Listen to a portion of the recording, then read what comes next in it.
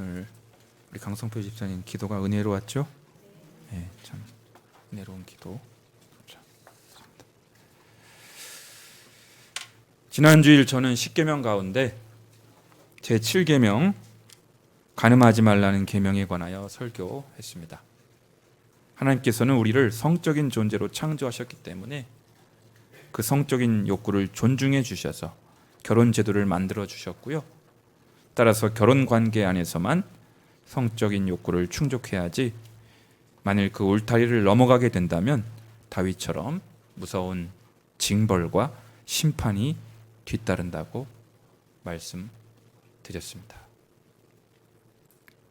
오늘은 제 8계명 도둑질하지 말라는 계명을 함께 상고해 보고자 합니다. 아마도 8계명을 대하는 여러분들 대부분 이렇게 생각하는 분이 많으실 것 같습니다. 목사님, 예수를 믿건 안 믿건 종교가 있건 없건 간에 어디서부터 부모님에게 제일 많이 들었던 가르침이 어떤 가르침이에요? 어린 시절에 종교와 상관없이 자식을 사랑하는 부모라면 모든 부모님들은 자식들에게 뭐라고 가르쳐요? 남의 물건에 함부로 손대지 마라. 모든 부모님들의 한결같은 가르침 아닙니까? 이런 상식적인 얘기를 굳이 30분 동안 또 설교로 드려야 됩니까? 다 아는 내용인데, 양심적으로 다 아는 내용인데 아마 그런 마음으로 아무런 기대감 없이 설교를 듣는 분은 계시지 않을까, 그런 염려도 됩니다. 저도 사실 그런 생각을 많이 했습니다. 저는 오늘 이 시간 남의 물건을 함부로 훔치거나 빼앗지 말라는 도덕 선생님, 훈장 선생님 같은 설교에 머무르지 않으려고 합니다.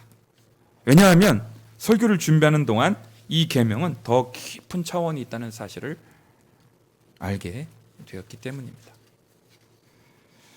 사실 이 남의 소유를 탐내지 말라는 말씀은요, 마지막 10번째 계명에도 나오잖아요. 내 이웃의 아내를 탐내지 말고, 소나 나귀를 탐내지 말고. 남의 것을 탐내니까 이렇게 도둑질을 하는 거잖아요. 그래서 10번째 계명하고 좀 중복되는 측면이 좀 있습니다. 그래서 오늘 설교를 제가 탐심이나 어떤 탐욕에 관해서 초점을 맞춰서 설교하기가 쉬운데요, 오늘은 그렇게 하지 않고 히브리어 원어를 집중적으로 살피면서 이 원문의 뜻을 충분히 밝히고자 합니다. 오늘 말씀이 너무 짧으니까 암송할 수 있겠죠. 출애굽기 20장 15절 말씀 한번 같이 안 보고 암기해 볼까요? 시작. 도둑질 하지 말라. 여러분, 우리가 여기서 질문이 하나 있습니다. 이 도둑질하다라는 동사는 목적어를 필요로 하는 타동사입니다. 그렇죠? 뭘 하지 말라는 얘기인지, 그러니까 목적어가 지금 생략되어 있어요. 우리 10계명에. 그렇잖아요.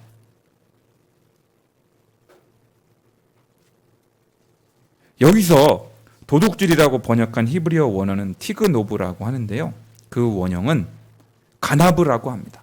그렇다면 이 가나브의 정확한 뜻은 무엇일까요? 히브리어 가나브 동사가 쓰인 말씀이 구약 성경에서 대표적으로 두 군데가 있습니다. 출애굽기 21장 16절과 신명기 24장 7절에 이 도둑질하지 말라고 하는 히브리 원어가 똑같이 쓰인 용례가 두 번 나옵니다. 이걸 주목해야 되는데, 출애굽기 21장 16절 말씀 이렇습니다. 사람을 납치한 자가 그 사람을 팔았든지 자기 수하에 두었든지 그를 반드시 죽일지니라. 여러분, 물건을 훔치고 남의 소유를 빼앗으면요, 구약 율법에 배상법이 있어요. 4배로 갚으라든지. 그런데 사람을 납치하는 경우, 그래서 사람을 납치해가지고 사람을 팔았을 경우, 인신매매를 했을 경우에는요, 뭐 4배로 갚고 자시고 할 게 없어요. 그것은 아주 중죄에 해당되기 때문에 그 사람을 반드시 죽일지니라. 또한 신명기 24장 7절에 이렇게 말씀합니다. 사람이 자기 형제 곧 이스라엘 자손 중 한 사람을 유인하여 종으로 삼거나 판 것이 발견되면 그 유인한 자를 죽일지니 이같이 하여 너희 중에 악을 제할지니라.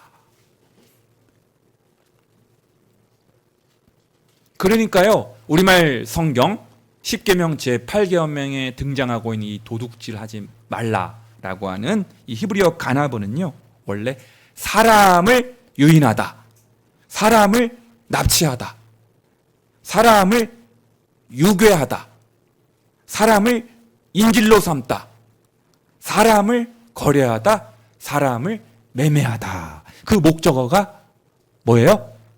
사람이에요.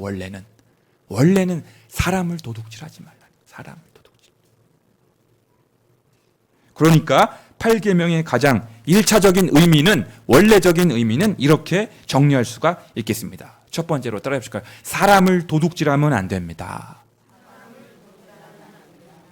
어이구, 여러분 아마 깜짝 놀라셨을 거예요. 아니, 남의 물건도 도둑질을 하면 안 되는데, 남의 물건도, 사물도. 아니, 무슨 사람을 도둑질할 일이 이 대명천지에, 이 민주주의 사회에 벌어질 리가 있겠습니까? 아마 여러분 눈이 휘둥그레지시는 분들이 계시는 것 같아요. 대명천지.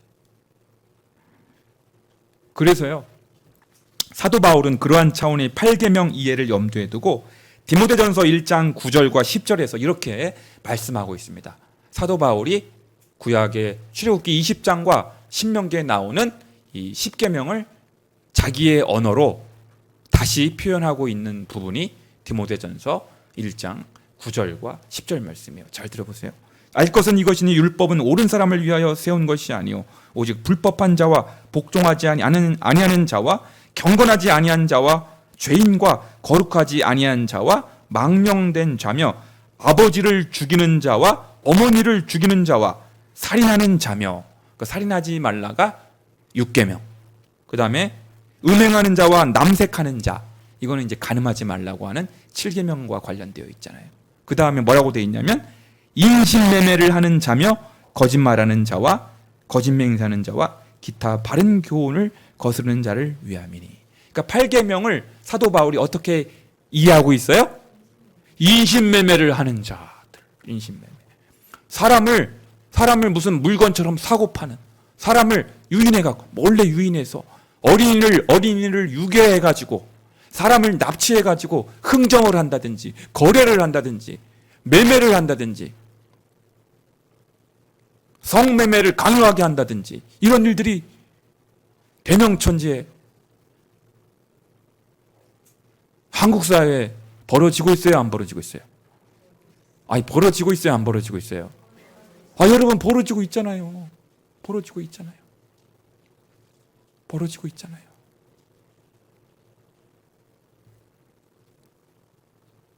그래서 이 신명기 10계명의 제8계명은 1차적인 의미에서, 원래적인 의미에서, 히브리어 원어적인 의미에서 그 목적어가 사람에 해당, 사람이다. 사람. 그러니까 8계명은 단지 남의 물건을 몰래 훔치거나 빼앗는 행위 그 이상의 의미가 있다는 것을 알 수 있습니다. 그러니까요, 인간의 어떤 물질적인 욕심 때문에 사람을 물건처럼 여기고 사람을 물건처럼 대하는 온갖 종류의 사람 도둑질을 하지 말라는 계명으로 일단 우리는 보아야 됩니다. 사람을 도둑질하지 말라. 아니, 노골적으로 사람을 도둑질하고 납치하고 유괴하고 인질로 볼모로 삼고 사람을 가지고 흥정하고 이렇게까지는 안 하죠. 누가 교회 다니는 사람이, 설마 구원받은 그리스도인이 그런 사람이 어디 있겠어요? 설마. 그렇게까지는 아니하더라도 사람을 물건처럼 인식하고 상품처럼 대하고 물건처럼 여기고 인격적 존중을 하지 않는 온갖 종류의 태도, 말투, 그런 인간관계, 그렇게 사람을 대한다면 이 8계명을 위반하는 것으로 넓은 의미에서 확장해서 이해할 수가 있는 것이죠. 그래서요, 이러한 이해의 연장선상에서 17세기 네덜란드 개혁주의 신학자인 후치우스라는 분이 있는데, 그 당시 사회상을 반영해서 사람 도둑질의 경우를 4가지로 언급한 것이 흥미롭습니다. 사람 도둑질에는 이런 종류가 있다, 구체적으로 언급을 했어요. 첫 번째로, 로마 가톨릭 교회가 어떤 아이들을 신부로 만들기 위하여 그 부모의 동의도 구하지 않고 강제로 수도원에 집어넣는 행위가 바로 사람 도둑질이다. 아니, 그 사람이 신부 될 의사가 전혀 없는데 부모가 그냥 강제로 너는 신부해라. 두 번째로, 그 당시 제국주의를 표방했던 강대국 네덜란드가 인도 땅을 식민지로 만드는 과정에서 수많은 사람들을 노예로 팔아먹는 행위를 많이, 강대국들이, 여러분 제국주의 역사가 사람을 노예로 사가지고 막 혹사시키고 그랬잖아요. 여러분, 인류 역사에 사람을 팔고 사고 했잖아요. 그게 사람 도둑질이다. 세 번째로, 어떤 어린아이들에게 구걸을 시키기 위하여 불구로 만들어 사람들 앞에서 앵벌이 짓을 하게 만드는 것이 또한 사람 도둑질이다. 얼마나 전에 여러분, 제가 TV를 잘 안 보는데 대명천지 21세기 한국 사회에서 어떤 일이 벌어졌어요? 아니, 정신병원처럼 이렇게 겉으로는 이렇게 쫙 치장해놨어요. 어떤 섬인데 정신병원처럼 이렇게 겉으로는 포장해 속이고, 그 가족들도 버린 사람들을 다 그 섬에 데리고 오게 해가지고 거기서 막 일을 시키고 혹사를 시키고 동물처럼 거기다가 먹을 거를 사람들 넣어주고, 그게 폭로가 됐잖아요. 어느 방송사 PD에게 제보가 들어와가지고. 그거 보신 분?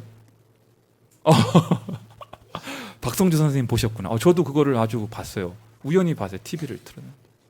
그게 몇 년도에 벌어진 일이죠? 오래전이에요.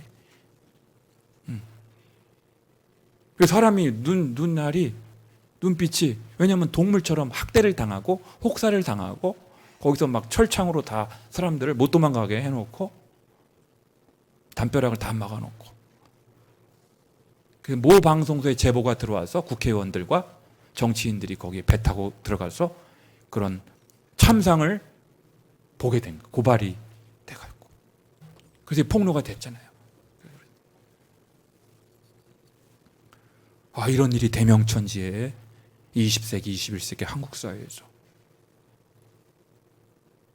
그 사람들 다 구출해 왔어. 구출해 오고 다 옷 갈아입혀드리고 목욕시켜드리고 제정신으로 사람들이 다 돌아와. 네 번째로, 부모의 승낙 없이 처녀를 몰래 훔쳐가서 강제로 결혼하는 행위가 바로 사람 도둑질이다. 옛날에 그런 일이 있었잖아요. 옛날에 막 전쟁 때 강제로 여성들을 납치해서 막 보자기에다가 덮어가지고 막 업어가지고 데려가는 거, 그런 일들이 막 일어났잖아요.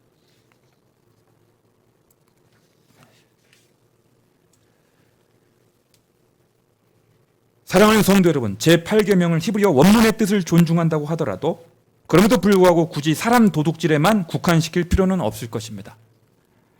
오늘날 우리 사회 현실을 반영하여 이 8계명을 더욱 확장시켜 이해하는 것도 얼마든지 가능합니다. 타당합니다.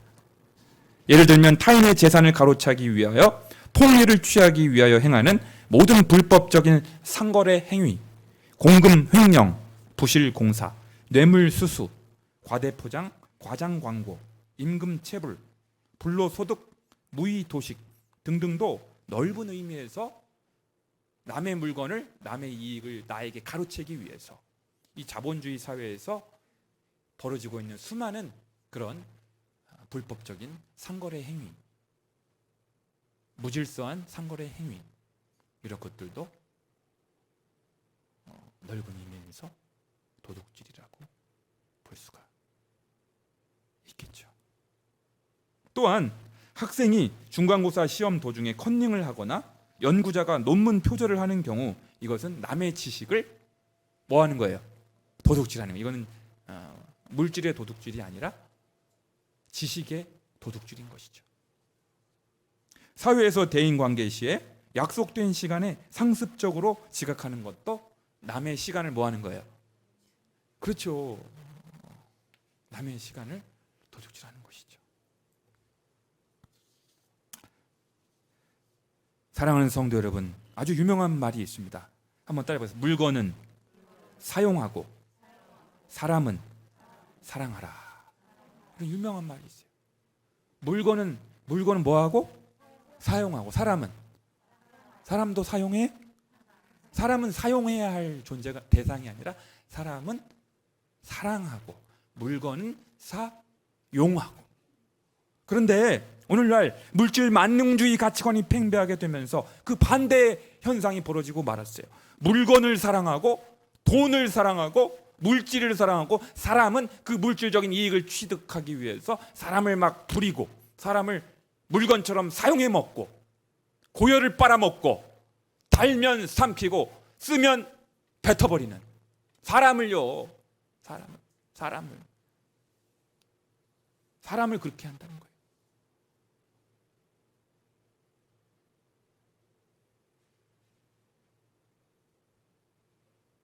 누구라도 하나님의 형상대로 지음받은 사람을 존중하고, 그래서 타인의 소유를 존중하시는 참 하나님의 백성들이 다 되실 수 있기를 주님의 이름으로 간절히 축복합니다. 첫 번째는 뭘 도둑질하지 말라고? 이 의미가 사람을 도둑질하지 말라. 두 번째로 따라해 보십니다. 하나님의 말씀을 도둑질하면 안 됩니다. 예레미야 23장 30절에서 31절 그리고 36절은 이렇게 말씀합니다. 여호와의 말씀이라. 그러므로 보라, 서로 내 말을 도둑질하는 선지자들을 내가 치리라. 여호와의 말씀이니라. 보라, 그들이 혀를 놀려 여호와가 말씀하셨다 하는 선지자들을 내가 치리라. 다시는 여호와의 엄중한 말씀이라 말하지 말라. 각 사람의 말인 자기에게 중벌이 되리니 이는 너희가 살아계신 하나님 만군의 여호와 우리 하나님의 말씀을 망령되이 사용함이니라 하고. 여러분, 구약 성경을 보시다가 특히 예언서 말씀, 선지서 말씀을 읽다가 하나님의 말씀을 도둑질하는 인간들이여, 선지자들이여, 너희들을 내가 치리라, 벌하리라, 그런 말씀을 보신 분. 구약의 예언서를 관통하는 큰 중심 주제 중에 하나가요, 바로 거짓 선지자의 문제입니다. 거짓 예언자의 문제입니다. 거짓 예언자. 하나님의 말씀을 맡은 자들이 하나님의 말씀을 곧이곧대로 전하지 아니하고 여러 가지 이해관계를 의식하여 하나님의 말씀을 왜곡하여 전달하는 경우가 적지 않았습니다. 성경은 이것을 가리켜 하나님의 말씀을 도둑질하였다라고 표현하고 있어요. 하나님의 말씀을 도둑질한 것이다. 그리고 이들에게는 무서운 심판이 임한다고 경고하고 있습니다. 그렇다면 예레미야 23장 전체를 살펴볼 때 하나님의 말씀을 도둑질하는 경우는 어떤 경우가 있을까요? 특히 말씀을 맡아 전하는 목회자, 선교사, 설교자, 소그룹 목자, 성경교사, 교회학교 교사들은 잘 들으셔야 됩니다. 사실은 저 같은 이 말씀을 전하는 일을 사명으로 알고 하는 사람들 있잖아요. 정신을 번쩍 들게 하는 말씀이에요. 김광배 목사, 너 설교한다고, 성경 가르친다고 뭐 이렇게 하는데 정신 똑바로 차려. 하나님의 말씀을 도둑질하면 안 돼. 죽비 같은 말씀이 들립니다. 똑바로 설교해.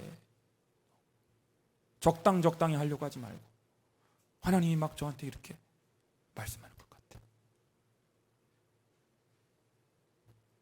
여러분, 특히 성경 교사, 교회학교 교사, 또 속으로는 목장을 맡고 있는 목자, 권사님들, 집사님들, 또 설교자, 선교사, 이런 목회자, 이런 분들은요, 예레미야 23장 말씀을요 수시로 읽어야 돼요. 예레미야 23장 말씀을 여러 번 읽잖아요. 정신이 그냥 번쩍 들어요. 이렇게 살면 안 되지. 첫 번째, 어떤 경우가 하나님의 말씀을 도둑질하는 경우냐? 첫째, 사람들이 부담스러워할 만한 회개와 심판의 메시지는 생략하고 교인들이 귀에 듣기 좋아할 만한 평안과 위로의 말씀만 전하는 자가 바로 하나님의 말씀을 도둑질하는 자입니다. 여러분, 사실 제가 오늘 설교하면서 십계명 설교하는 거 누가 좋아해요? 예? 성도님들이 좋아하는 은혜로운 말씀, 달달한 말씀, 카스테라 같은 설교만 저도 하고 싶어요. 목사님이 이거 그만둘까 막 갈등 많이 했죠. 십계명 설교 재미도 없고 은혜도 안 되고 막 교인들이 아멘 아멘 막 해줘야 저도 힘이 나는데, 율법대로 살아야 됩니다. 계명을 위반하면 안 됩니다. 십계명은 지금도 지켜야 됩니다. 막 하면은 부담스럽고 교인들이 힘들어하잖아요. 그런데 그 말씀도 때로는 전해야 되는 것이죠. 네. 할렐루야. 그래서 제가 인기는 별로 없지만 십계명까지 내가 10가지 계명까지 간다. 얼마 안 남았잖아요. 오늘 8계명이니까 9계명, 10계명 두 번만 하면 이제 끝인데, 모두를 전환해서 이제 새로운 것도 이제 나오니까 여러분 막 기대감 가지세요. 장르를 전환할 테니까. 그러니까 여러분 기대하시라. 두 번째는요, 골방에서 진지하게 하나님의 말씀을 받지도 않고 하나님의 말씀을 받은 후에 설교해야 되는 거예요. 그런데 받지도 않고 여호와의 회의에 참여하지도 않고 자기 지식과 경험, 언변과 화술에만 의지하여 전하는 자가 바로 하나님의 말씀을 도둑질하는 자입니다. 부흥사들이 그런 우를 많이 범해요. 왜냐하면 자기가 잘하는 설교 5개가 있거든요. 이것만 갖고 레퍼토리를 계속 돌리면 돼요. 전국 돌아다니면서. 근데 그 교회 입장에선 처음 듣는 설교잖아. 그 교회 성도님은 처음 듣는 거지만 그 부흥사 입장에선 계속 우려먹는 거야. 막 레퍼토리 5개 안에서 첫 번째 설교. 그러니까 이상한 사람들이 성경을 연구를 하겠어요? 기도를 하겠어요? 그냥 그 5개 안에서 맨 보면 되니까. 그래서 자칫 부흥사들이 그럴 우를 범할 가능성이 있어요. 조심해야 됩니다. 세 번째로, 남의 설교나 강의를 도용하거나 표절하여 적당하게 버무려서 전하는 자가 바로 하나님의 말씀을 도둑질하는 자예요. 유튜브에 설교 많잖아요. 적당히 그거 많이 듣고 거기서 그냥 인사이트를 받아서 자기는 연구하지 않고 기도하지 않고 말씀을 가지고 씨름하지 않고 주석하지 않고,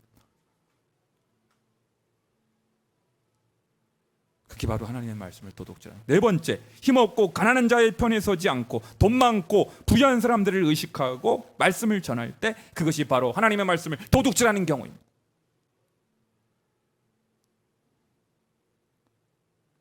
다섯 번째, 오늘의 현대인들에게 하나님의 말씀은 짐스러운 것이다. 하나님의 말씀을 실천하기가 어렵다. 하나님의 말씀은 오늘날의 현실과 동떨어져 있다라고 가르쳐서 하나님의 말씀의 권위를 깎아내리고 하나님의 말씀이 오늘날 현대인들에게 필요하지 않은 것처럼, 순종하기 어려운 것처럼 그렇게 가르치는 자가 바로 하나님의 말씀을 도둑질하는 자입니다.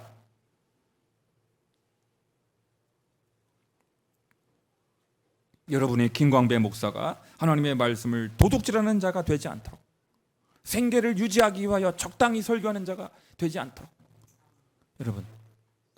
여러분 꼭 기도해 주시기를 주님의 이름으로 부탁드립니다. 세 번째로 따라서 하나님의 것을 도둑질하면 안 됩니다. 첫 번째는 뭐였죠? 사람을 도둑질하면 안 됩니다. 두 번째는 하나님의 말씀을 도둑질하면 안, 세 번째는 하나님의 것을 도둑질하면 안 돼요. 말라기 3장 8, 9절은 이렇게 말씀합니다. 사람이 어찌 하나님의 것을 도둑질하겠느냐? 그러나 너희는 나의 것을 도둑질하고 또 말하기를 우리가 어떻게 주의 것을 도둑질하였나이까 하는도다. 이는 곧 11조와 봉헌물이라. 너희 곧 온 나라가 나의 것을 도둑질하였으므로 너희가 저주를 받았느니라. 만군의 여호와가 이르노라. 너희의 온전한 11조를 창고에 들여 나의 집에 양식이 있게 하고 그것으로 나를 시험하여 내가 하늘문을 열고 너희에게 복을 쌓을 곳이 없도록 붙지 아니하나 보라. 이렇게 말씀하고 말라기에서. 사랑하는 성도 여러분, 성경은 분명히 11조가 하나님의 것이라고 선언합니다. 그런데 이스라엘 온 나라의 11조는 그거는 구약의 캐캐 먹은 율법이니 하면서 거부하는 풍조가 생겼고요. 그래서 저주를 받게 되었다고 진단합니다. 바로 온전한 11조를 창고에 드릴 때 하늘문을 여시고 복을 풍성하게 베푸시겠다고 약속하고 계십니다. 또 여러분, 또 그러면 또 김광배 목사 오늘 또 헌금 설교하니?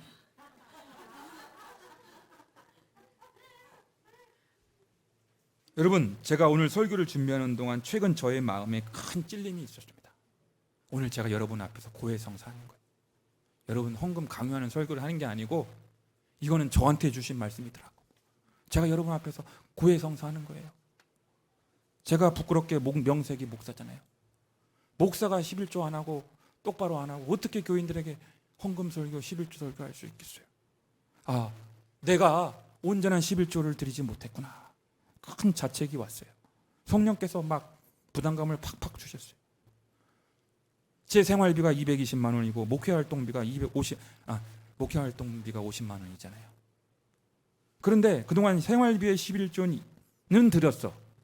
그런데 목회활동비에 대한 11조를 제가 드리지 못했다는 것이 한 몇 주 전부터, 한 몇 달 전부터 계속해서 제 마음에 부담이 되는데 이거 어떡하지? 얼마나 창피해요, 여러분. 목사가 11조를 안 하면 너무너무 창피하잖아요. 그래가지고 이거 안 되겠다. 더 이상 더 이상 거부할 수가 없어. 그래서 설교 준비하다 말고 내려가서 목회 활동비 떼어먹은 거 보고 11조 안 한 거 제가 했어요. 여러분한테 제가 지금 11조 강요하는 설교하는 게 아니고 저에게 하나님께서 너무나 강력하게 생각나게 하시고 부담을 주셔서 너나 똑바로 해라. 너부터 지금.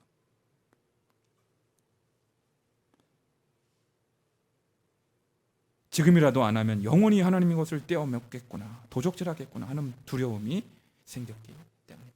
사랑하는 열린광성의 성도 여러분, 오늘 우리는 10계명 가운데 제8계명을 집중적으로 살펴보았습니다. 8계명의 기본 정신은 타인의 소유권을 존중하라는 말씀입니다. 특히 사람을 물건처럼 취급해서는 안 된다는 것이 8계명의 본래 정신입니다. 물건도 마찬가지이지만 절대로 사람을 빼앗거나 훔쳐야 할 대상이 될 수가 없습니다. 왜냐하면 사람은 존중해야 할 대상이요, 배려해야 할 대상이며 사랑해야 할 대상이기 때문입니다. 또한 하나님의 말씀은 하나님의 것이기 때문에 내 마음대로 해석하거나 내 마음대로 왜곡해서 전할 수가 없습니다. 그러므로 말씀을 맡아 가르치는 자들의 책임은 실로 막중하다고 할 수 있습니다. 말씀의 청지기로서 말씀을 잘 해석하고 신실하게 증거하는 착하고 충성된 말씀의 종들이 되어야 할 줄 믿습니다. 사실 땅과 거기에 충만한 모든 것이 다 하나님의 것입니다. 그럼에도 불구하고 하나님께서 11조를 드리라고 하시는 까닭은 11조가 나에게 주어진 모든 소유가 하나님의 것임을 인정하고 하나님의 은총임을 인정하는 외적인 신앙 고백이기 때문입니다. 사랑하는 성도 여러분, 물건은 물론 사람도 도둑질하지 않는 우리가 되어야 하겠습니다. 어미로우신 하나님의 말씀을 도둑질하지 않는 우리가 되어야 하겠습니다. 하나님의 것인 11조를 도둑질하지 않는 우리가 되어야 하겠습니다. 기도하겠습니다.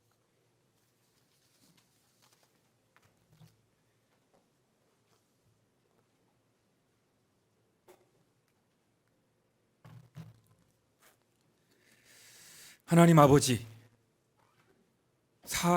물건은 사용하고 사람은 사랑하라고 했는데 때때로 우리가 사람을 사용하고 물건을 사랑하는 그런 일을 벌일 때가 있습니다. 주여, 우리에게 허락하신 사람들, 가족들, 친척들, 직장 동료들, 교우들 인격적으로 존중하게 하시고 배려할 줄 알게 하시고 사람을 사용하려고 하는 것이 아니라 사람을 사랑할 줄 알게 도와 주시옵소서. 예수님의 이름으로 기도드리옵나이다. 아멘.